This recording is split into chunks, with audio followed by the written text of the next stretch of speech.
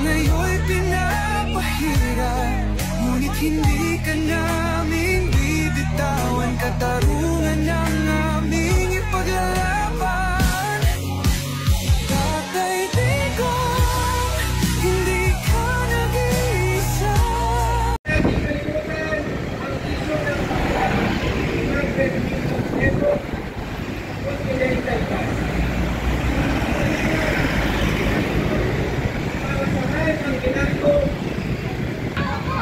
Kaya, malinaw po dito na talagang bulok ang ating sistema. Ito ay pinamumunuan ng mga kurakot ng mga manapangayon at pagpapakita na sila ay biktima. Kaya wag natin papayagan itong grand conspiracy para wag parusahan si Sara Duterte. Kaya muli natin isigaw ang ating mga panawagan. Convict Sara now! Convict! Convict! Convict Sara now! Puro kata kapitalismo! Ibagsak! Kapitalismo! Convict Sara now! Mga kasama, may simple akong katanungan. Sino po dito ang nagbabayad ng buwis?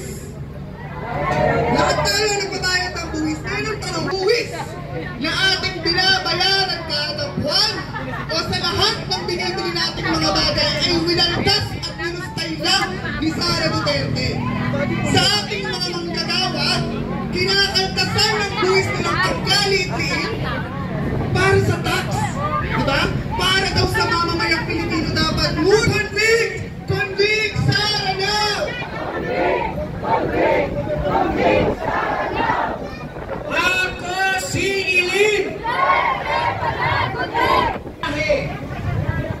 Kahapon, pinakita ko sa fondo ng taong bayan.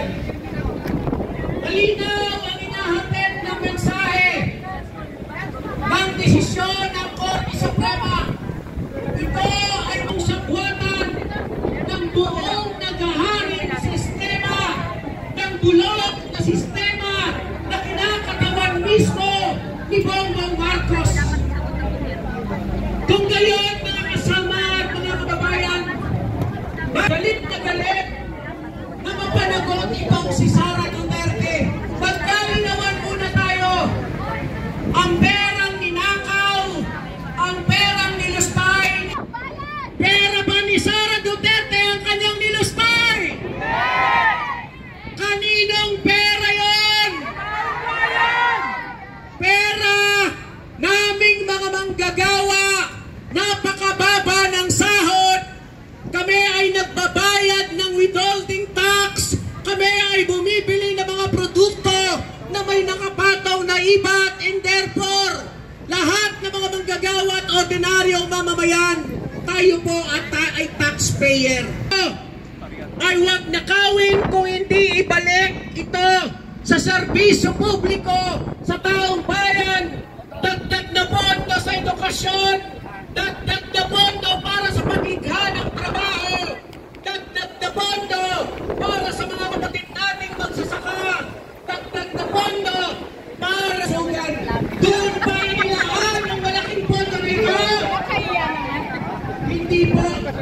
Kaya kung walang interes, bulok, ito po ay nagsasabwatan laban sa interes ng mga magagawa at ordinaryong mamamayan. Si Sara, maliban sa gustong paligtasin. Kasi lahat naman ayaw nilang litisin, ayaw nilang husgahan si Sara Duterte dahil husgahan nila ang pareho-parehong kurap at pagdanakaw mula sa hanay nila at lalong ma-e-expose sa taong bayan ang kabulukan, ang kapurapan ng sistemang kinakatawan at ipinagtatanggol mismo ni Bongbong Marcos na pawang kontrol ng mga bulok-ita kapitalista. Para iligtas si Sara Duterte sa pananagutan at ang gobyerno ni Bongbong Marcos sa napakatinding dilubyo, mga pagbaha sa ating mga komunidad, wasak ang mga sakahan ng mga kapatid natin, mga magsasaka, patuloy ang pagtaas, ilihit. Maraming manggagawa, walang trabaho, napakababa ng sahod sa ating bansa.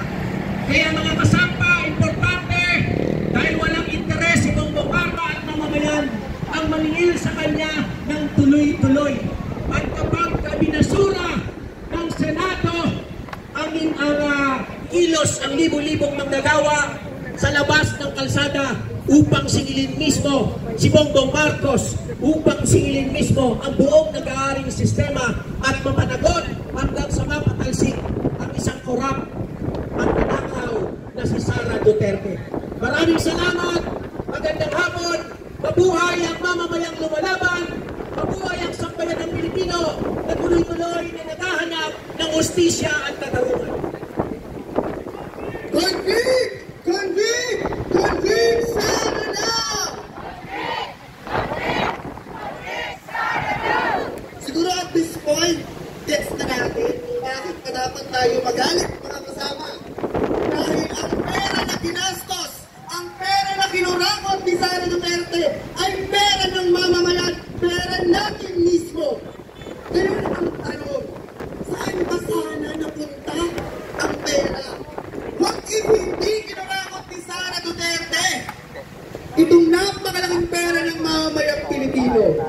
Pwede sana kumanda ang edukasyon natin, kumanda ang healthcare system natin, ang daming ibang pwedeng pagandahin kung ang pera natin